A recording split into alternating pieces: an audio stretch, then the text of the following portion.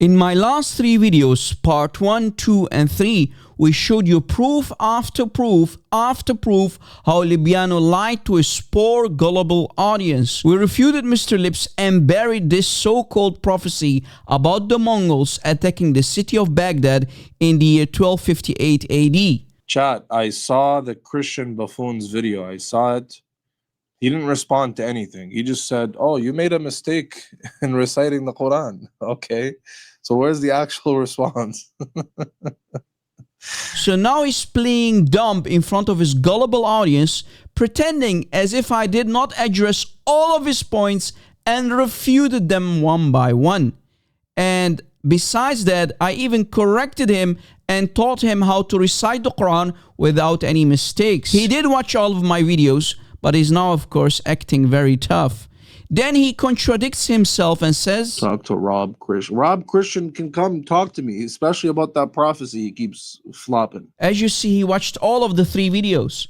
You shameless deceiver. Do you really think that I will come to your channel and allow you to have an advantage over me with your finger on the mute button? Abdul, are you okay? If you truly want to debate me about any topic in Islam, it has to be on a neutral platform. Not on my channel, and especially not on your channel. We can do it, for example, on the modern day debate channel.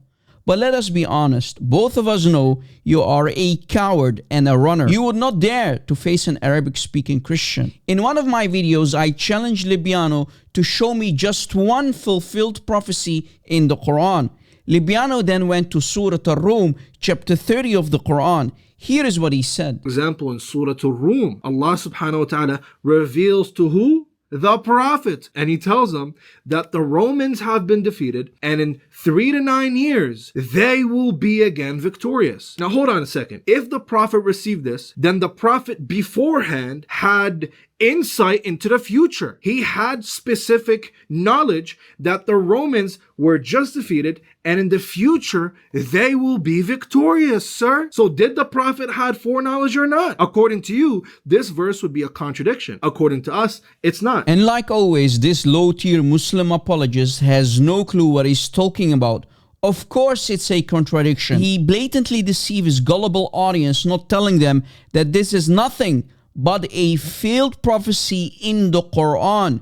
We know that the Quran has no prophecies because Muhammad was nothing but a warner.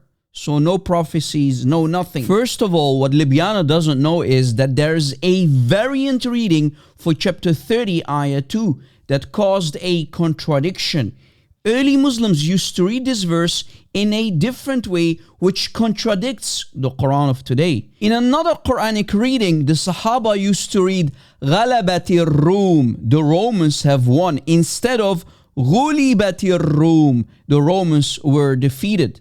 And we can find this in many books. For example, in Al-Dur Al-Manthur by Imam Suyuti in volume 11 on page 584, we read, Ibn Jarir reported from Salad, he said, I heard Ibn Omar reading it as Ghalabati Rum. He was asked, O Abu Abdurrahman, where did they win?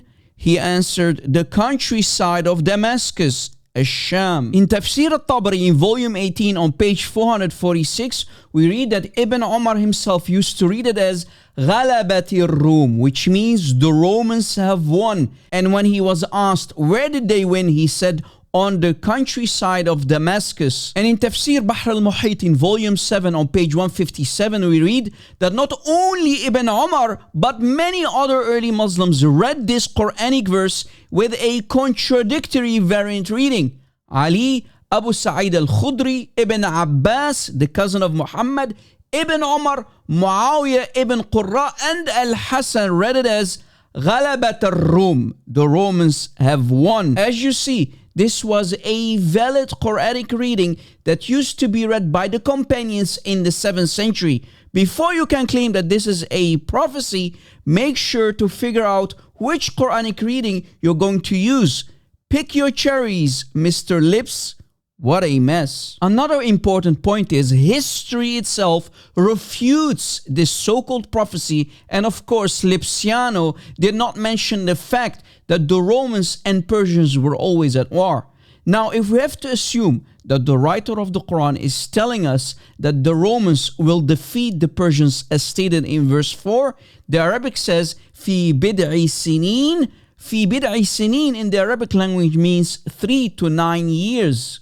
This on itself proves that this cannot be God speaking but a mere man. How can this God not give us a more exact number? But here's the disaster. We know that in the year 614 AD, the Romans were at war with the Persians. The Persians even managed to steal the cross from the Christians.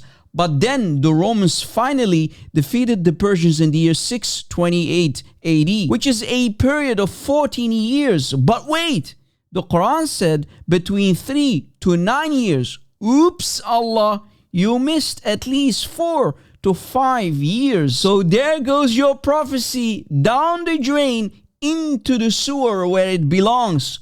We just buried this so-called prophecy in Surah Ar-Rum. So what do you mean a fulfilled prophecy, Libyano? Give it up, man. How many times do I need to dig you out and bury you all over again? You're finished, boy. Obama out. Nick Watt, ABC News. Please share this video on social media and let it go viral and stay away from Islam.